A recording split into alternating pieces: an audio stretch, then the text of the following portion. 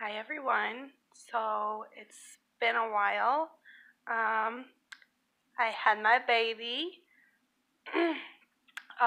He is gonna be a month this Wednesday on the 19th. Um, and it's been a while since I posted anything just because I really wanted to spend that time with my son and for my daughter and him and me, just to kind of get to know each other and just spend that quality time with the baby. And so my daughter can have that time too. But it's been a very interesting 4 weeks. I would have to say I feel like it's been longer than 4 weeks. It feels longer. And sleep deprivation will do that to you. So I'm going to start back and kind of just tell you how everything went. So this might be a long video. Sorry. I'll try to make it quick. But I gave birth to him on November 21st, day before Thanksgiving. When I went to bed on the 20th, I was kind of stressed out. Anyways, I was more stressed out. My blood pressure was kind of high due to the fact that I had to go to the courts because I had to go take my daughter's father for child support. So that was like a new experience for me, and I was kind of feeling a little bit of like contractions, but they weren't hurting. It was just like an uncomfortable pain. So I wasn't worried about it. I knew that I had my doctor's appointment the next day on the 21st. So I was like, I will just wait until my doctor's appointment. Well, then I went to bed that night and I had just a couple contractions that were uncomfortable and a little bit of pain, but it went away as soon as I laid down, so I wasn't worried about it. The next day when I woke up, I had to work. And so I had to get my daughter ready for school, and getting her ready for school at 6:30 in the morning, I had a couple more contractions, uncomfortable, not pain. Got her to school, and because I was having them, I would say at that point at least one every 10-15 minutes, even if I'm just like resting sitting on the couch. But I was thinking because they were not painful, they were just like uncomfortable. I'm not a I'm a baby when it comes to pain, so to me it wasn't very painful. If it would have been painful, I wouldn't have went to work. um so I went to work, and when I was working, the more I was moving around, the more frequent the contractions got.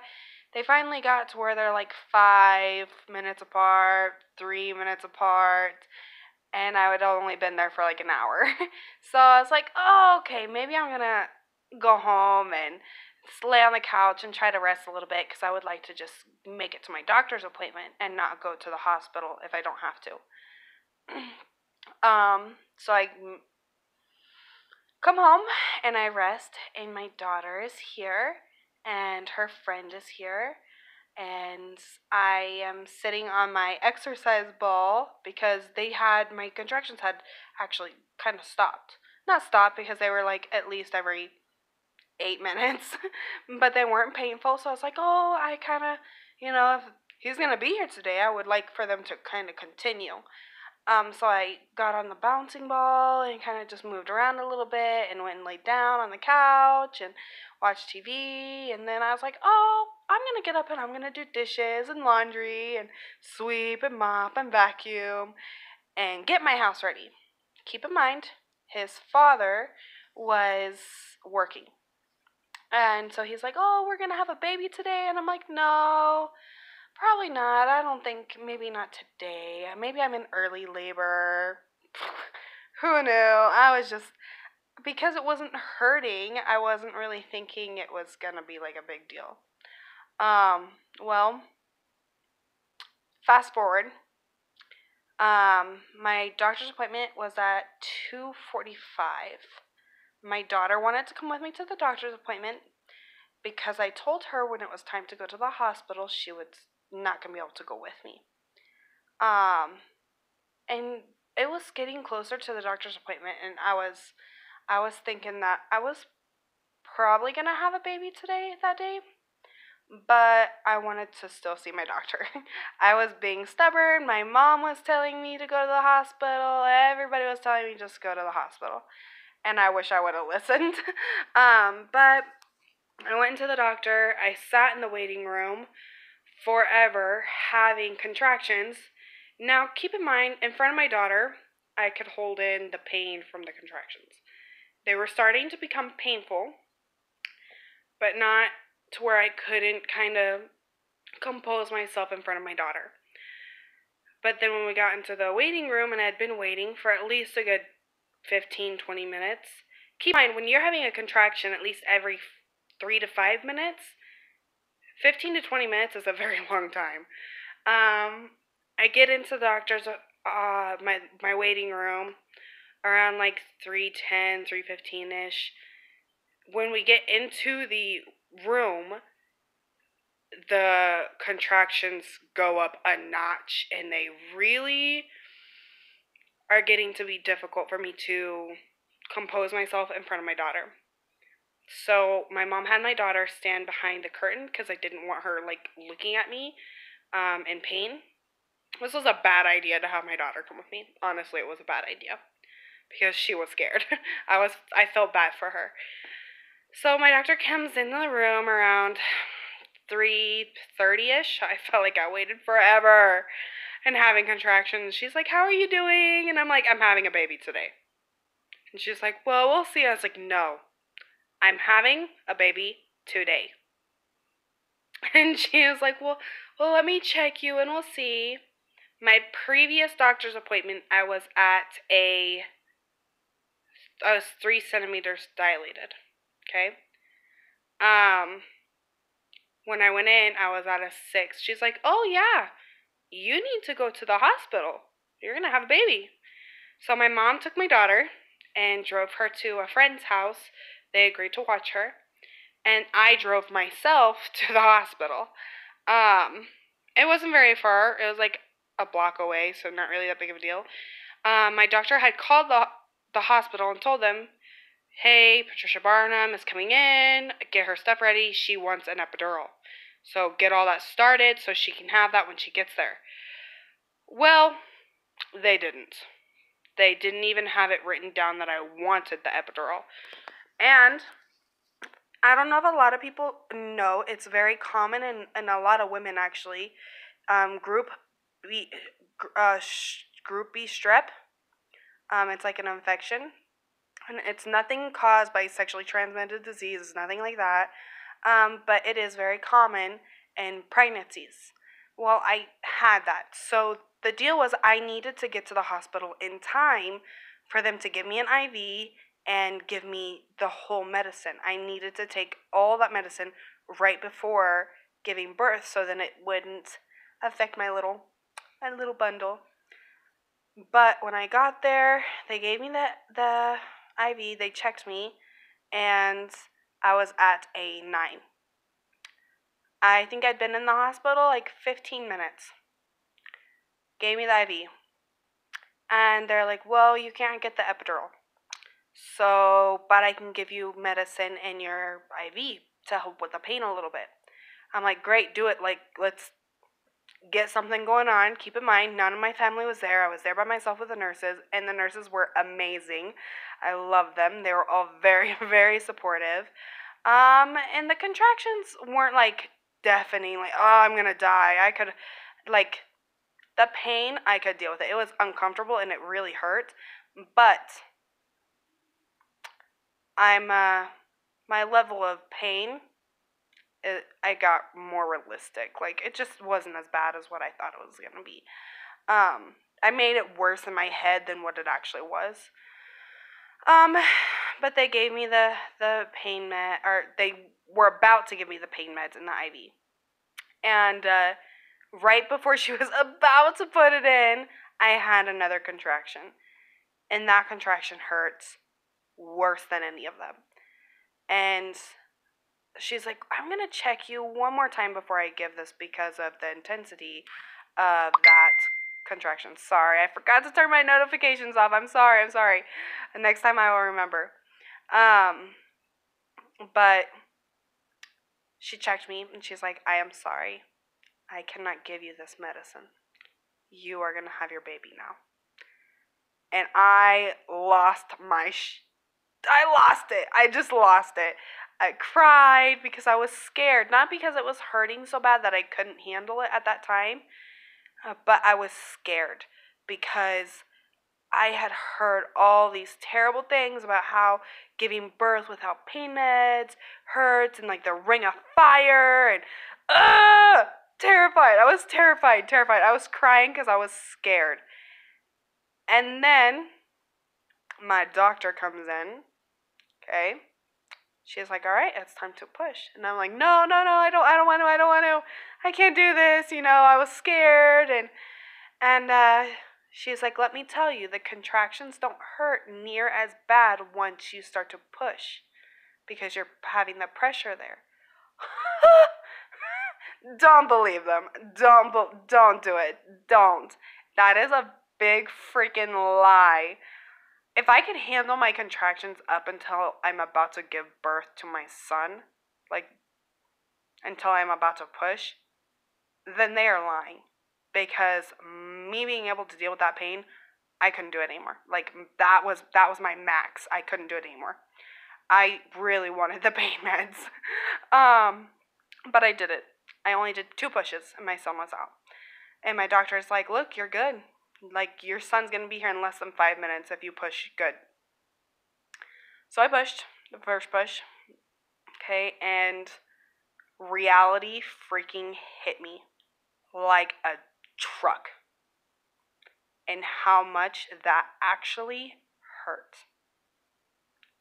It made me so scared to push again. But I knew I had to because it was for my son. That I was going to see my son. Finally, my mom walks in the room on my last push. Right before my son is born, finally somebody shows up. Okay? And he's born. Another reality check. Let me tell you. That pain that they say that goes away after you give birth, don't listen to them. Don't. You still freaking hurt. That pain doesn't just magically go away after he comes out. Like pushing and getting him here and after birth was so painful. So painful. Okay, anyways. He comes out. He's healthy. He's fine. The problem is they didn't give me all the medicine I needed before he was born. So he did have to stay for observation just in case he showed signs of being sick, getting sick, which would have been worrying. And then I was bleeding more than what they would have liked for me to bleed, so they gave me some medicine. Now, let me tell you, this might be a little bit too much information for somebody out there, and I'm sorry if you don't want to hear it, but I'm going to tell you. You give birth to a child without pain meds and turn around and have them give you medicine up your rectum. To stop bleeding, to lessen the bleeding. You feel pretty great after that. You're done. The upside to giving birth without pain meds is you can get up and walk around a lot quicker. And I was able to take a shower 20 minutes after he was born, 25 minutes after he was born. I hopped in the shower. Because I am one of those people that I felt so gross and my legs and down there was hurting that I felt that if I got in the shower, it might help relax my body. Because at that point, they still hadn't given me any medicine for any pain. Because they were busy doing other stuff. They hadn't gotten to that yet. And I really was insistent on wanting to take a shower. Just because I felt gross. So I took a quick shower. And I was still bleeding quite a bit. But eventually it slowed down. We stayed in the hospital for 48 hours. And he was perfect and healthy. Look at him there. He's so cute. He was perfectly healthy. He's fine, so we gotta go home. Um, his first doctor's appointment, everything was good. He gained all of his weight back. So he was born 6 pounds, 10 ounces, 21 inches long. Or 20 inches long. 20 inches long. Sorry. Lack of sleep makes my memory very, very bad. Sorry. But he was fine. Everything was fine. And I have chose to only breastfeed. Which is different than what I chose to do with my daughter. I tried breastfeeding, didn't work out with her. Emotionally, it was very difficult for me because of postpartum. So then I gave my daughter formula. This time I am determined for breastfeeding to work. I want it to work so bad. And it's amazing the different kind of bond you have with your child when you breastfeed. The bond that I have for him is different from the bond that I had with my daughter when she was a baby. Now, my bond with my daughter is amazing now. Like, she is my world. And she tells me that I am her best friend all the time.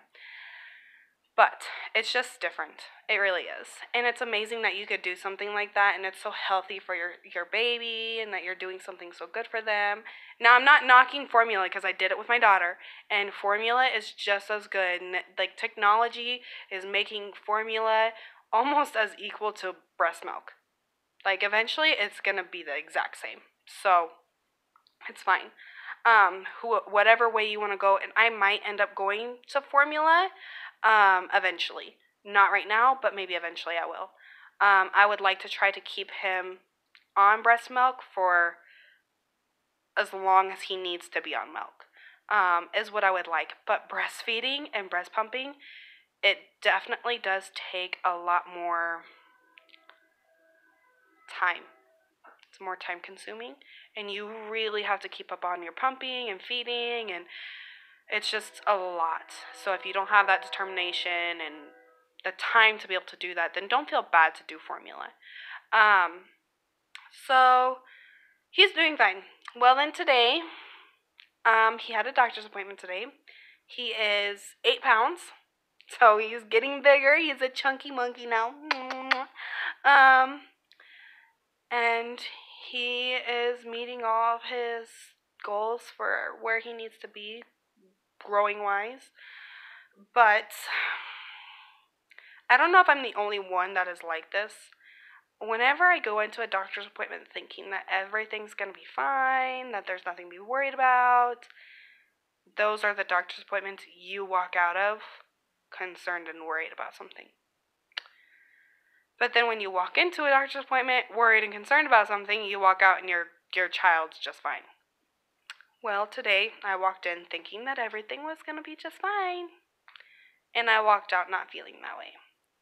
I am very thankful that some of my friends and family have kind of comforted my worries a little bit, but the doctor did an EKG on him today and checked for his oxygen because when he was listening to his heart, he heard like a heart murmur. And that's worrying for any parent. For any parent, that would be worrying. And apparently it happens quite often, apparently. But he is going to send him to a heart specialist. So I am a little stressed out about that. But when it comes to everything else, he's perfectly healthy. So I think he's going to be fine. The doctors just said that maybe he's not completely developed and it's just taking him a little bit longer for his heart to close off this valve or whatever. I don't know. It's like a hole and it gets smaller and smaller and smaller and closes. Well, apparently his isn't closed completely yet, I guess. I don't know a whole lot about it because this isn't something that I was expecting to be needing to learn about. So there's that for today for his doctor's appointment. But other than that, we're all good. He sleeps all day and is up all night, so I don't get any sleep. I go back to work tomorrow with no sleep, so that's pretty great. I don't know. We're doing good though. My arm's getting tired, so sorry if I'm like moving it a lot. Um, I think that's about it. I'm doing good. He's doing good. Um, we love him. Oh, name. Sorry, I'm kind of scattered brained. His name is Owen Matthew Ortiz Barnum. Owen was a name that I have liked ever since I was a little girl. My favorite stuffed animal was a pig, and I gave it to my daughter. Now my daughter has it and she sleeps with it. But when I was little, I named it Owen. So Owen has always been a name that I've liked and loved and cherished. Um, but I am very thankful. My Thanksgiving was very interesting, although I did spend it in the hospital. Um, I'm very, very happy that he was here. His original due date was supposed to be December 1st, so he came a little bit early. Oh, and look at him. It's kind of interesting. He's almost outgrown newborn clothes. This newborn outfit actually is too big on him, so I think it might be like the fabric or whatever. Um, but yeah. He's still in newborn diapers, which is surprising because my daughter was born 9 pounds 10 ounces, so she's quite a bit bigger than him, and she grew out of newborns within just like a couple days. We didn't even use a whole box with her. And then we went to ones. So here soon, he's gonna go to ones, and I'm still gonna do breastfeeding for as long as I can. Um, it's really emotional, which is something that maybe I'm gonna make another video about when it comes to breastfeeding and how moms feel and how I feel about it, because that is a whole nother conversation.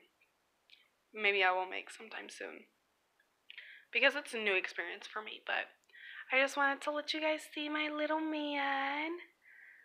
His eyes right now are blue, but I think they're gonna change. My daughter's eyes were blue when she was born, the same as his, like a dark blue, but they changed to green.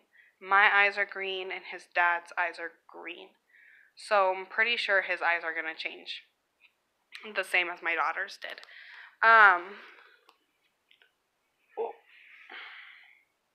he likes to sleep on my chest. I don't like co-sleeping, so anytime I try to move him, he wakes up. So that makes for a very long night.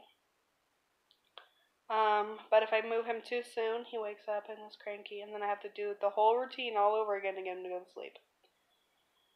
So, I got a really good Christmas gift this year, and I'm happy that everything has turned out okay, and that he's here. So, just wanted to let you guys know and see him, and let everybody experience my journey of my labor, which sucked, but I'm happy I can say I'm now one of those moms that gave birth to one of my children without pain meds. Mothers that do it with all their kids are crazy. Crazy. I'm not doing it. I'm actually not going to have any more kids. My doctor did inform me that the reason that I was bleeding as much as I was because I gave birth to him really quickly. And she said that that can happen a lot with women who have very fast labors, which I am very, very lucky that I labor very fast. But it's also potentially could be quite dangerous. And honestly, I'm done. I have a boy, I have a girl. I have populated this world. I have contributed to the race. I love what I have. I'm thankful for what I have. And I don't need any more. Hopefully I don't change my mind, because having a baby is a lot of work. It is. I love every moment. But I get very tired. So, thank you guys for watching. Thanks for the support. Like, subscribe, comment. I really, really, really want to just contribute to helping mothers that may need support in their life. We all need support in our life, so I'm here for anybody who ever has questions. I have questions all the time, so let's just be a support group for each other. I love everybody. Thank you for being understanding and patient forever. for me to upload another video. But I'm gonna go and take a nap if he will let me put him down, and sleep for a little bit so I can get a little rest so that I can go to work tomorrow. Thanks everybody, and I will post another video soon. Bye.